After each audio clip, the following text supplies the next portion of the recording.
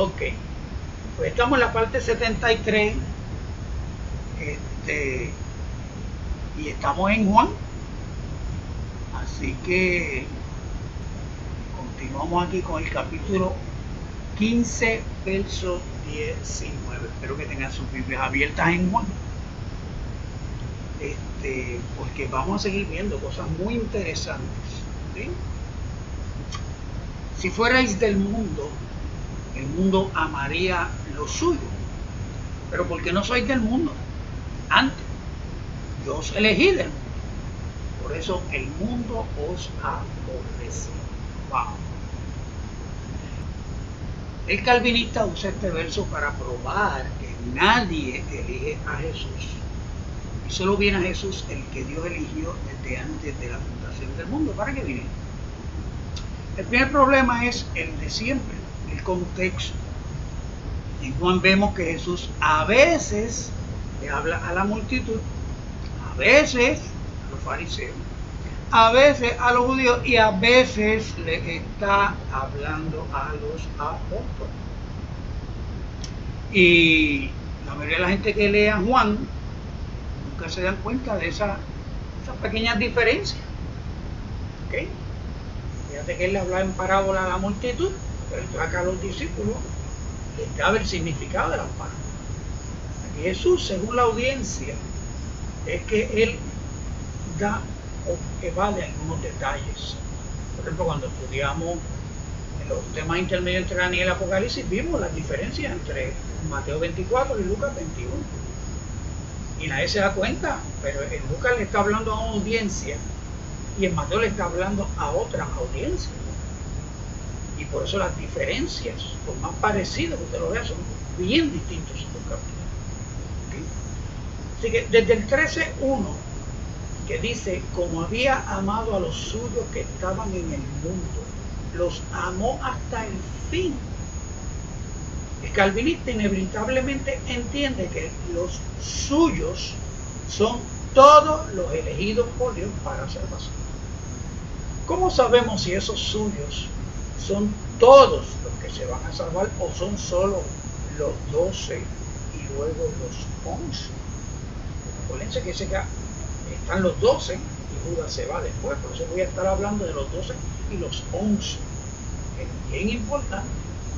Me voy a detener en este temita porque quiero dejarles bien claro la importancia de este contexto del capítulo 13 al capítulo 17. Si ustedes que tienen sus Biblias abiertas ahí ven el pasaje anterior del capítulo 12, 44 al 50, comienza con el verbo clamar. Strong's 2896. Jesús clamó y dijo. Dice eso, clamó solo, o sea, él estaba solo, o le gritó a los discípulos, o se estaba dirigiendo a la multitud. En las otras 3 ocasiones que aparece el verbo clamar en Reina Valera, ocurre en público. Juan 1:15. Juan dio testimonio de él y clamó diciendo, este es de quien yo decía, el que viene después de mí es antes de mí, porque era primero que yo. Aquí es Strong's 2896, la palabra craso. Juan 11:43. Y habiendo dicho esto, clamó a gran voz, Lázaro, ven fuera. Aquí es Strong's 2905. Y la palabra es kraugazo, que viene del 2906, kraugé, que a su vez viene del 2896, que fue el craso que vimos anterior. ¿Okay? Juan 12:13. Tomaron ramas de palmera y salieron a recibirle y clamaban, Hosana, bendito el que viene en el nombre del Señor, el Rey de Israel. Aquí es 2896, el craso. ¿Okay? Entonces, ¿en dónde más Juan utiliza el 2896 craso, el 2905 kraugazo y el 2906 kraugé? Vamos a ver. Juan 7:28. Jesús entonces, enseñando en el templo, alzó la voz y dijo: a mí me conocéis y sabéis de dónde soy, y no he venido de mí mismo, pero el que me envió es verdadero, a quien vosotros no conocéis. Aquí es 28:96. Juan 7:37. En el último y gran día de la fiesta, Jesús se puso en pie y alzó la voz, diciendo: si alguno tiene sed, venga a mí y beba. 28:96. Juan 19:12. Desde entonces procuraba Pilato soltarle, pero los judíos daban voces diciendo: si a este suelta, no eres amigo de César. Todo el que se hace rey a César se opone. 28:96. Juan 19:12. Desde entonces procuraba Pilato soltarle, pero ya se lo dijo. Juan 18:40. Entonces todos dieron voces de nuevo diciendo: no a este sino a Barrabás. Y Barrabás era ladrón. Ahí es 29:05. Era un caso. Juan 19:5. Cuando le vieron los principales sacerdotes y los alguaciles, dieron voces diciendo: crucifícalo, crucifícalo. Pilato le dijo: tomad de vosotros y crucificarle, porque yo no hallo delito en él. 29:05. 19:12. Desde entonces procuraba Pilato soltarle, pero los judíos daban voces diciendo: si a este suelta, no eres amigo de César. Todo el que se hace rey a César se opone. Digo, si lo repetí, ¿no? Sí, lo repetí. Y aquí me aparece como 19:5, ¿no? Ok, 29:05. Entonces el 15, pero ellos gritaron: fuera, fuera, crucifícale. Pilato le dijo: ¿a vuestro rey es de crucificar? Respondieron los principales sacerdotes: no tenemos más rey que César. 29:05. Así que, si Juan utilizó estas palabras para describir algo que ocurrió en público, ¿por qué tenemos que pensar que en Juan 12:44 no es en público? ¿Verdad? Y mucho menos concluirlo para acomodarlo con placer a los católicos. O sea, que cuando en Juan 12:44 vimos que decía: Jesús clamó.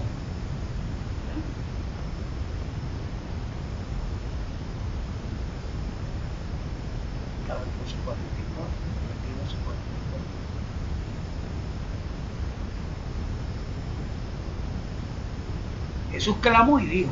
Así empieza el pasaje anterior del 44. Ahí no nos dice si estaba hablando en público, si estaba gritando solo o le estaba gritando a los discípulos. Pero ¿qué pasa? Cuando vemos consistentemente que todas las veces que se usa la palabra, el verbo y los derivados fue en público, no tenemos ninguna razón para pensar que Juan en esta ocasión usa el mismo verbo que usó para describir cosas en público para decirnos que ocurrió algo en privado.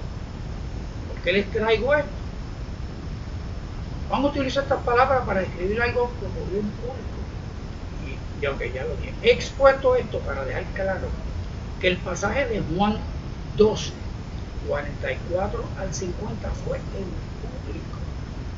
Y eso es necesario para establecer el contexto de los capítulos del 13 al 17. Juan, de algo público, pasa a algo en privado. Terminó el ministerio público de Jesús. Ahora va a describir las últimas horas con su discípulos. Primero los 12 y luego los 11.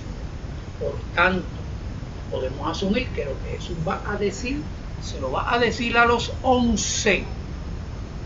A menos que haga una referencia directa a Judas.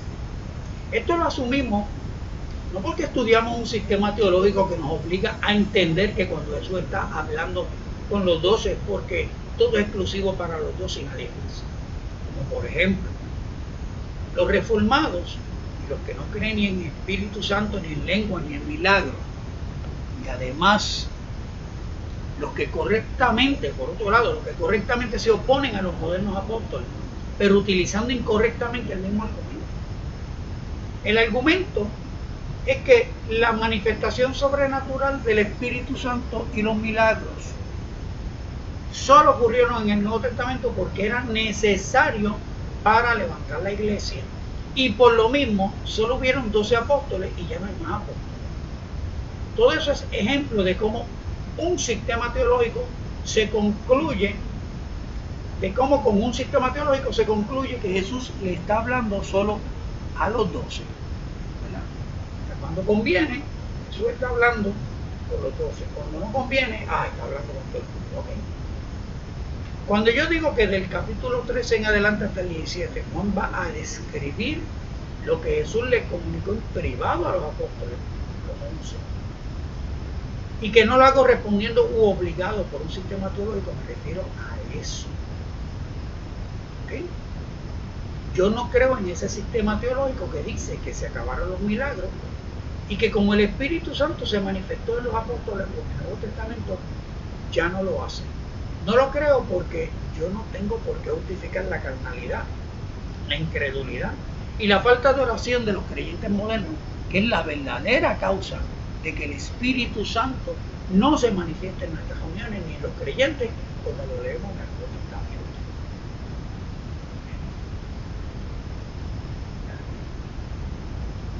Si existe ese sistema teológico, que existe, si existe ese sistema teológico, existe para probar eso. Pero eso yo no lo voy a aplicar de ninguna manera para probar que Jesús le está hablando íntimamente a los apóstoles, a los 11. No lo voy a usar porque es que no sirve. No sirve ni para probar lo que ellos quieren, mucho menos va a servir para probar. O yo estoy siendo sugestionado a utilizar ese argumento. No. ¿Okay? Voy a abundar más de por qué rechazo ese argumento. O sea, ¿por qué no estoy utilizando el argumento de que unas cosas ocurrieron solo para el Nuevo Testamento, para los apóstoles? ¿Okay? A pesar de que voy a probar de que eso está hablándole a los apóstoles. Por otro lado, no estoy de acuerdo en utilizar el mismo argumento de que solo hubieron 12 para desaforar a los modernos rufianes y mafiosos llamados apóstoles y apóstolas y la restauración apostólica. Hubieron 12 escogidos por Jesús. Hubo uno escogido por la asamblea de los 120, que fue Matías. Unos que Jesús llamó después, Pablo, Pedrito Catacumba, y Bernabé, Silas, Marcos, Timoteo, Tito, que fueron enviados por la iglesia, porque apóstol significa enviado. Esa palabra nunca fue traducida, pero ahí tenían que ver enviado. ¿Cuándo la iglesia o el Espíritu Santo dejaron de enviar? Los apóstoles son los misioneros que lo dejan todo, y muchos para nunca regresar, que salen enviados por su iglesia o el Señor les da una encomienda. ¿Cómo sabemos que fueron enviados? Por su fruto. Punto. Fin de la discusión. Que los traductores no les dio la gana de traducir apóstol, ángel, evangelista. Y de ahí decir que todavía el Espíritu Santo constituye pastores, profetas, maestros y evangelistas, pero no apóstoles enviados. Es quedarse con la peluca en la mano. O sea, que hay un refrán que dice que es jalar las cosas por los pelos, pues yo lo añado, ¿verdad? Quedarse con la peluca en la mano. Porque la iglesia siempre ha enviado gente. Y el Espíritu Santo siempre ha comisionado gente a través de la historia de la iglesia. Y esos son los verdaderos enviados. Han continuado. ¿Okay? Fíjate que en Efesios no dice el Espíritu Santo constituyó, el Espíritu Santo constituyó. Entonces, seguimos.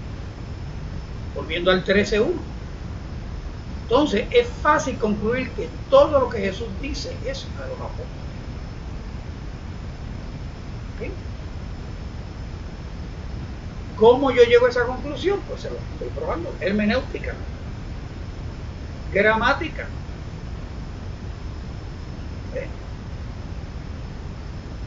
Juan hace el contraste. El último pasaje, Jesús clamó, por lo tanto estaba en público. Y de momento a los que amó, los amó hasta el fin. Se comió con ellos. Juan cambia totalmente la narrativa. Ya terminó el ministerio público de Jesús. Y ahora Jesús, en las últimas horas, Juan nos va a describir con lujo de detalle qué le dijo Jesús en esas últimas. Algo que no está en nosotros tres evangelios.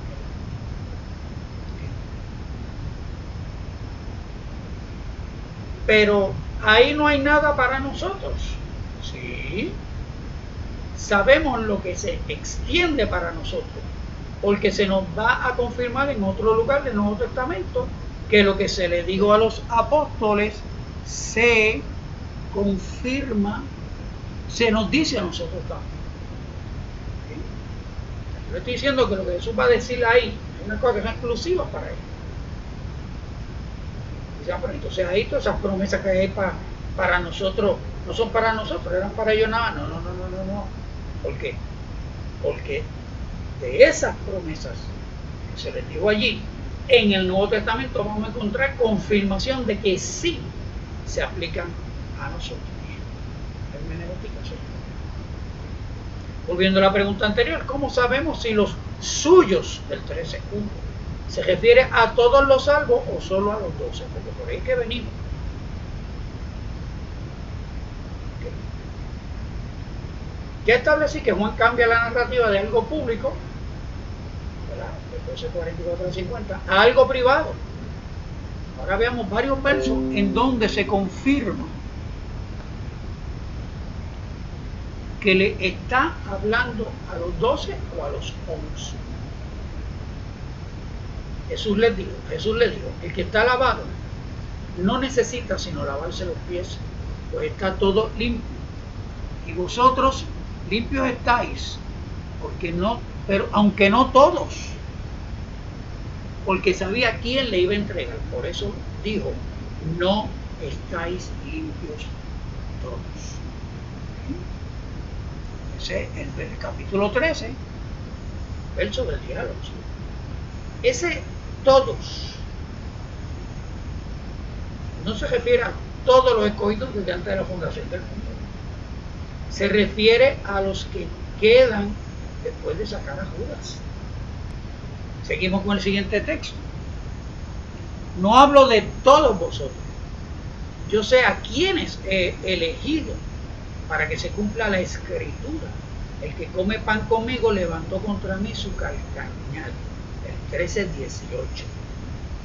Aquí el vosotros y el elegido se refiere a los 11 aparte de Judas. ¿Eh?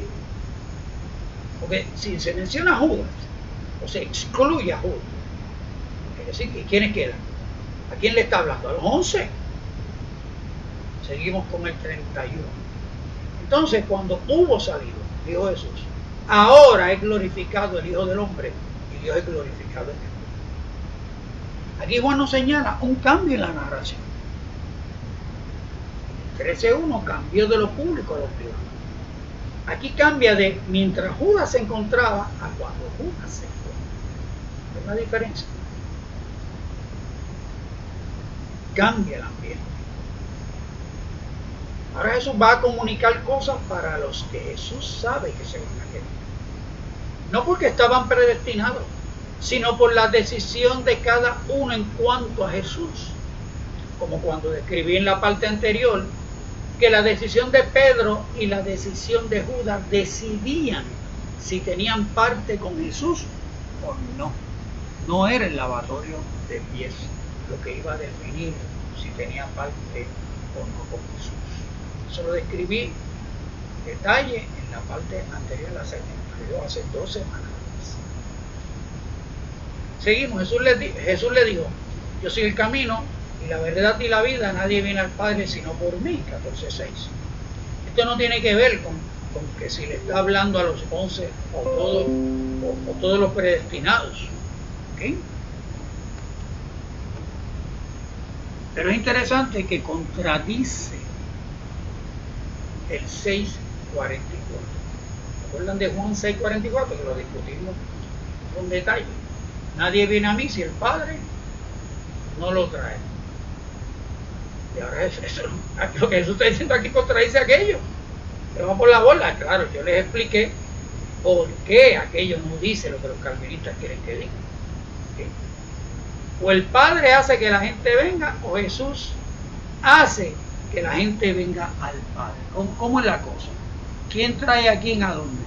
¿Ah? El Padre hace que la gente venga a Jesús, o Jesús hace que la gente venga al Padre. En el esquema calvinista es una contradicción, pero en el esquema no calvinista vemos por el contexto que no hay contradicción. Por ahí yo les expliqué por qué es que en aquel momento el Padre trae a Jesús y a quiénes trae el Padre. Y vimos que si alguno oyó y aprendió del Padre, es el que viene a mí. Ese 45. Eso da el traste con todo el análisis calvinista para interpretar la muerte. Eso lo vimos. Que vayan para atrás, para que gocen. ¿Okay? Entonces, si sigues de aquí en adelante, cada cosa que Jesús le promete a los 11, cada una de ellas aplica a los demás creyentes porque las veremos mencionada para nosotros en otro lugar del Nuevo Testamento. Vamos a ver ejemplos. De cierto os digo, el que en mí cree, las obras que yo hago, él las hará también, y aún mayores hará, porque yo voy al Padre. 14:10. Aquí vemos que los 11 pudieron ser los únicos que harán las obras de Dios, pero en otro lugar vemos que otros pueden hacer las obras de Dios. Juan 6 del 28 al 29 vimos. Entonces le dijeron, ¿qué debemos hacer para poner en práctica las obras de Dios? Respondió Jesús y les dijo, esta es la obra de Dios, que creáis en el que Él ha enviado. El contexto es los milagros, como vimos cuando estudiamos ese capítulo, era lo de los panes y los peces. Jesús les cambia la pregunta de obras a obra, y esa obra es creer. En el 14:12, espero que hayan dejado el dedito puesto en el 14:12 Jesús vuelve a cambiar de obra a obras. Vamos a ver aquí.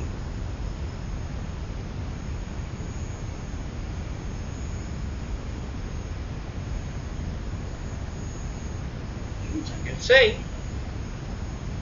cambia de obra a obra, y aquí cambia de obra a obras otra vez. Las obras dependen de creer, y el creer genera obras. Pero ¿a quién se refiere con dijeron? ¿Verdad? Este dijeron que está aquí. Entonces le dijeron. ¿Quiénes son esos? En el verso 24 y 25 del capítulo 6, dice, cuando vio fue la gente que Jesús no estaba allí, ni sus discípulos, entraron en las barcas y fueron a Capernaum buscando a Jesús. Y hallándole al otro lado del mar, le dijeron, Rabí, ¿cuándo llegaste acá? ¿Okay? O sea, le dijeron aquí, mírenlo, le dijeron aquí, ¿quiénes son? La gente. Alaba lo que vive. Ajá. Por lo tanto, esto que se le dice a los 11 en el capítulo 14 se extiende a todo el que cree. ¿Okay?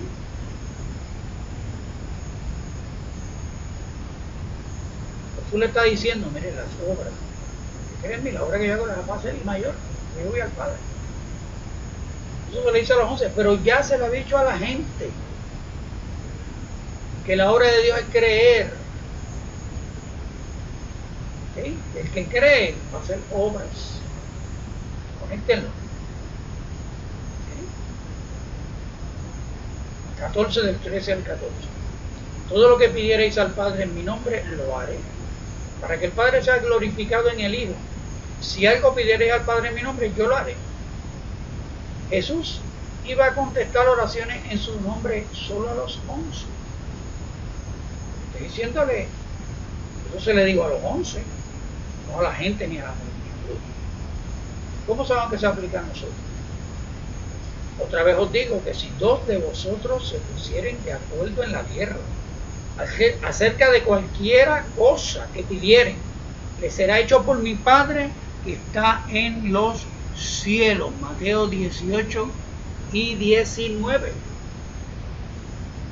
Alguien dirá, ahí le está hablando a los apóstoles. Ups, no tan rápido, porque cuando vamos a ese capítulo 18 de Mateo, buscaron, ya lo tienen, llegaron. En el 18:1 dice, los discípulos vinieron a Jesús. Por lo tanto, todo lo que se dice ahí es para los 12. Pues no. ¿Está hablando con los discípulos? No. Pues la pregunta es, pregunta con la que empieza el capítulo 18. La pregunta es sobre el reino de los cielos. Y el reino de los cielos no es para los 12. Del 6 al 9 habla de entrar a la vida y no entrar en el infierno. Y eso no solo es para los 12. Del 10 al 14 de Mateo 18 habla de las 100 ovejas y de salvar lo que se había perdido. Eso no se refiere a los 12. Y en ese contexto de que nadie se pierda, viene el pasaje del 15 al 20 y menciona a la iglesia en el 17. Por lo tanto, el 18 y el 19 tenemos que verlo en el contexto de la iglesia, que en ese momento no existe, pero que ya Jesús había dicho en el capítulo 16 que iba a edificar. Que no se pierda ninguno, salvar lo que se había perdido, ganar al hermano, congregados en mi nombre, no tiene que ver solo con los 12, sino con la iglesia. ¿Por qué pensar que lo que atéis en la tierra y pidieren de acuerdo es exclusivo de los 12?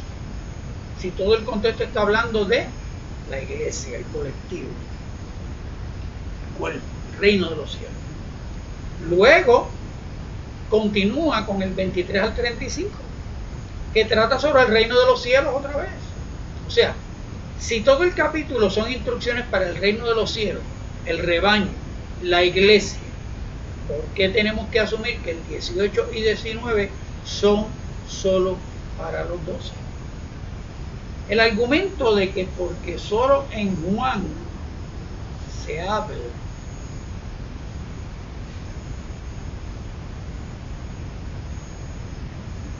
de pedir en mi nombre, ahí es donde único aparece en el Nuevo Testamento, pedirle en mi nombre, y se lo dice a los 11. El argumento de que eso signifique que más nadie en la iglesia está autorizado a pedirle en mi nombre se cancela por la conexión en Mateo 18 de congregarse en su nombre y ponerse de acuerdo en pedir. Recuerden que pedir u orar en el nombre de Jesús ha sido parte de nuestra práctica evangélica por siglos. No es que nadie la cuestione. Lo traigo porque les estoy exponiendo cómo el que la elección mencionada solo se refiere a los 12. Eso no significa que el resto de lo que se dice en los capítulos del 13 al 17 se aplique o se aplica a todos nosotros. No sé si me están siguiendo la línea. ¿Okay?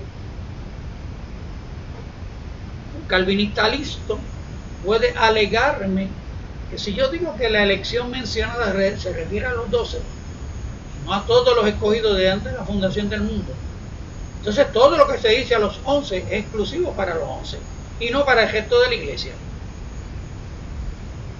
El primer tema es pedir en su nombre con la garantía de que Dios va a contestar. Y ya se lo dije. Vamos a Mateo 18. Vemos que pedir en su nombre, eso es parte de la dinámica que se va a dar en la iglesia. Sí. Pero fíjense que todo esto yo lo estoy trayendo porque yo les estoy diciendo a ustedes que La palabra elegidos y escogidos, que aparece solo 4 veces en Juan, se refiere exclusivamente a los 11. Y alguien va a refutar eso diciendo, pero entonces todo lo demás es para los 11. No, eso es lo que te estoy desmenuzando. El segundo tema en ese capítulo 14 es el Consolador. Miren todo lo que se dice del Consolador. Se le dijo a los 11, va a estar con vosotros para siempre. El mundo no lo puede recibir porque no le conoce. Ustedes ya lo conocen. Mora con vosotros y estará en vosotros. Enseñará todas las cosas y os recordará todo lo que les he dicho. Dará testimonio de mí, convencerá al mundo de pecado, de justicia y de juicio. Os guiará a toda verdad, hablará todo lo que oyere, os hará saber todas las cosas que habrán de venir, tomará de lo mío y os lo hará saber. Estas funciones del Espíritu Santo son solo para los 11. Vamos a ver. Les dije que vamos a ver en el Nuevo Testamento cómo esas cosas se aplican a todos nosotros. Hechos 2, 38 al 39. Pedro les dijo, arrepentíos y bautícese cada uno de vosotros en el nombre de Jesucristo para perdón de los pecados y recibiréis el don del Espíritu Santo, porque para vosotros es la promesa, y para vuestros hijos, y para todos los que están lejos, para cuantos el Señor nuestro Dios llamare. Aleluya. Este pasaje dice y enseña que el Espíritu Santo es para todos los que nuestro Dios llamare. ¿Okay? Si recuerdan aquella exégesis que hicimos de Romanos 8:39, Romanos 8:29, allí les expliqué la importancia de que Dios llamó. ¿Y por qué llama a los que predestina? Lo expliqué bien claro.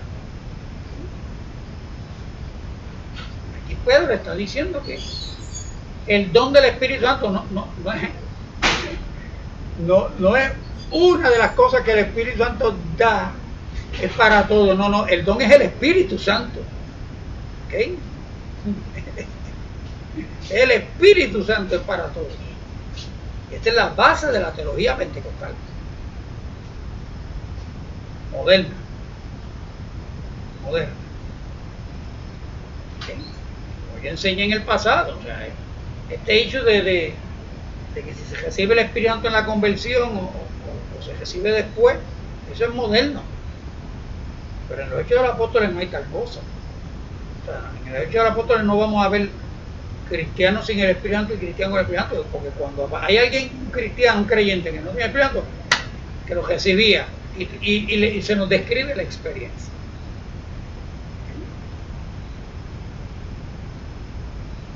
¿Cuánto más vuestro Padre Celestial dará el Espíritu Santo a los que se lo pidan? Lucas 11:13. Sí, como diría allí, hermanito, si está vacío, póngase a pedir. Ponga a buscar la llenura del Espíritu Santo. Sí, decía allí. No hay excusa. Así que el Espíritu Santo es para todos, no solo para los 11. Pero para no buscar todos los textos que confirman cada una de las funciones del Consolador en los creyentes, busquen en la concordancia, mi libro de teología favorito, y entreténganse viendo todos los textos que lo confirman. Y de paso busquen uno que lo contradiga. O sea, de todas esas funciones del Espíritu Santo, del Consolador que se nos dan en Juan, si tú vas a la concordancia vas a encontrar los textos en donde el Espíritu Santo está haciendo esas cosas en la iglesia, o para los creyentes, o en los creyentes. ¿Okay? Y no va a haber ningún texto que lo contradiga. Lo único que contradice esas funciones del Espíritu Santo en la iglesia hoy en día es los sistemas teológicos utilizados especialmente por los reformados para negar que los milagros puedan ocurrir hoy, o que el Espíritu Santo opere en los creyentes, como lo leemos en el Nuevo Testamento. O peor todavía, los que utilizan ese argumento para desacreditar, desaforar a los modernos apóstoles y restauración apostólica. Dos cosas fuera de la Escritura. La Escritura en todo momento nos confirma esta promesa de las cosas que iba a hacer el Consolador cuando viniera, son para todos los creyentes en todo lugar, para todos los que están lejos, para cuantos el Señor nuestro Dios llamare. ¿Cuántos dicen amén? Amén. O sea, la mayoría de los creyentes no saben lo que se están perdiendo cuando lo disipulan a que el Espíritu Santo, eso era para aquella época, no para ahora. Pero los creyentes que han sido discipulados de esa manera los han engañado y viven una vida a media, porque la vida del creyente es sobrenatural. ¿Okay? Los creyentes de fe, lo más sobrenatural que pueden testificar en su vida es pues, que hicieron una oración de algo bien difícil o imposible y Dios la contestó y wow, eso es lo más sobrenatural que tienen en sus vidas. Pero los que hemos creído la palabra, los que hemos creído que el Espíritu Santo sigue operando hoy en día, igual que en el Nuevo Testamento, lo hemos visto, porque yo doy testimonio de eso. Yo he visto los milagros, he visto los dones del Espíritu Santo operar, he visto el Espíritu Santo hacer cosas sobrenaturales. ¿Ok? Como dice el Espíritu. ¿Ok? O sea, no solo yo he visto que el Espíritu Santo pone a alguien a hablar de lengua. O sea, yo he visto el Espíritu Santo aplastar 200 y pico de personas en el piso, sin que nadie los toque. Eso yo lo vi. Eso pasó en las Hay de la Yupi. Eso pasaba en la catacumba. Pasaba en la noche del feeling en Ebenezer. Hello. ¿Entiendes? Que pasaba la planadora esperando y todo el mundo en el piso. Unos hablando en lengua, otros revolcándose, otros embajados llenos de hierba. Vimos los milagros ocurrir.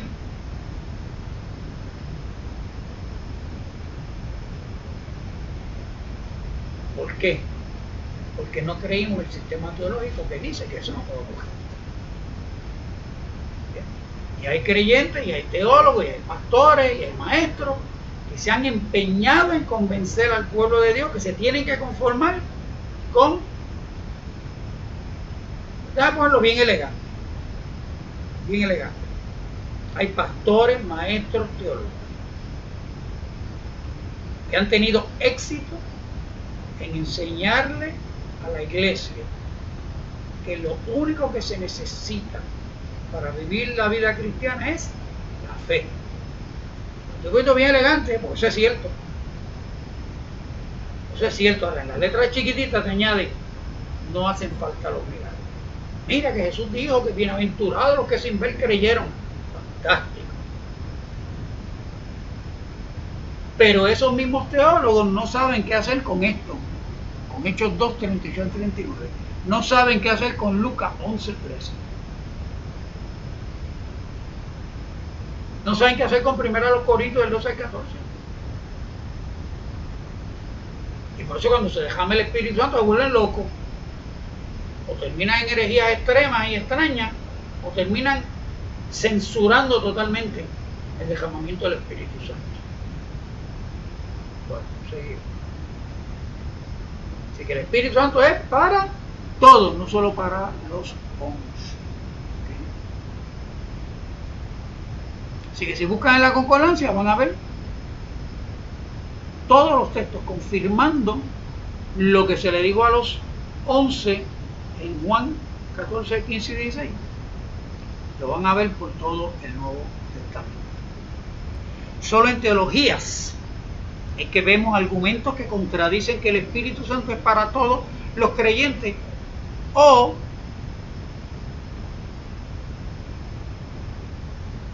contradicen que el Espíritu Santo es para todos los creyentes, o que algunas, si no todas las funciones aquí descritas, más todo lo sobrenatural en la vida del creyente, pero no proveen textos, solo interpretaciones de textos. O sea, contradicen lo sobrenatural, contradicen que esas funciones aquí descritas ocurren en la vida de los creyentes.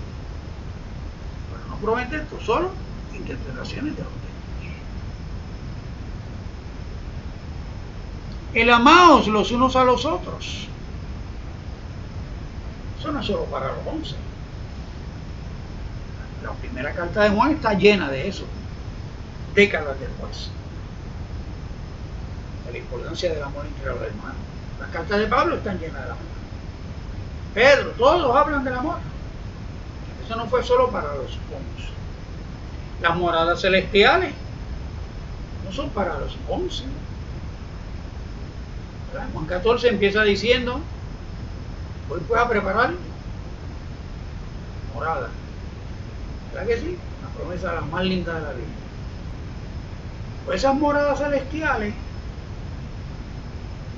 miren lo que dice Pablo, porque sabemos que si nuestra morada terrestre, este tabernáculo, se deshiciere, tenemos de Dios un edificio, una casa no hecha de manos, eterna en los cielos.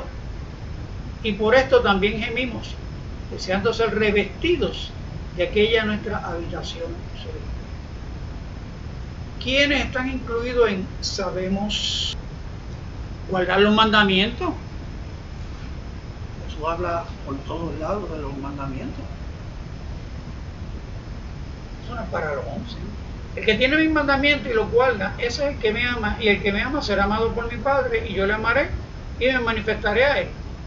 Le dijo Judas, no al Iscariote: Señor, ¿cómo es que te manifestará a nosotros y no al mundo? Respondió Jesús y le dijo: el que me ama, mi palabra guardará, y mi Padre le amará, y vendremos a él y haremos morada con él.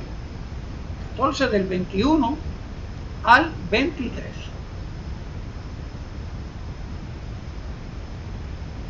¿Cómo sé que lo que aquí dice no se le dice a los 11? Porque ya se le dijo a los 11 anteriormente: si me amáis, guardad mis mandamientos. Y yo rogaré al Padre, y os dará otro consolador para que esté con vosotros para siempre, el Espíritu de verdad, el cual el mundo no puede recibir, porque no le ve ni le conoce, pero vosotros le conocéis, porque mora con vosotros y estará en vosotros. El Espíritu ya mora con los 11. Eso se lo acaba de decir. Y morará en los del 21 al 23. Y además Juan se lo dice a la iglesia años después: en esto conocemos que amamos a los hijos de Dios, cuando amamos a Dios, guardamos sus mandamientos. Pues este es el amor a Dios, que guardemos sus mandamientos, y sus mandamientos no son gravosos. Primera de Juan 5 del 2 al 3. Vean, que él mismo eso está hablando de que guardar los mandamientos, se está refiriendo a otro grupo que viene después. Y Juan lo confirma, la importancia de guardar los mandamientos. Los otros temas que hay ahí, esos capítulos: la paz, la persecución, el ser aborrecidos. Hay que repetir las persecuciones. No son solo para los 11, están garantizadas para todos los creyentes. En el pasaje de la vid y los pámpanos, capítulo 15, vimos que permanecer no solo se refiere a los 11, pues habla de los que serán limpiados, 15:2. Y eso no se refiere a los 11, pues los 11 ya estaban limpios en el 15:3. Bien, ¿cómo podemos averiguar si esto se aplica exclusivamente a los 11 o se refiere al resto de la iglesia? Y así que ahí lo dejamos por hoy. ¿Sí? Espero ya en la próxima sección, en la próxima parte, vamos a entrar en el 17. Que es bien interesante el 17, porque volvemos al mismo énfasis. O sea, lo que estamos viendo es si esas 4 veces que aparece elegido exclusivamente a los apóstoles. El calvinista quiere que entiendas que esa elección se aplica a todos los pasajes de salvación en Juan, cuando la realidad es que creer aparece 94 veces. Y ahí es todo el que cree, cualquiera que cree, va a recibir los beneficios del pasaje, mencionado en el pasaje. So, lo dejamos aquí por hoy.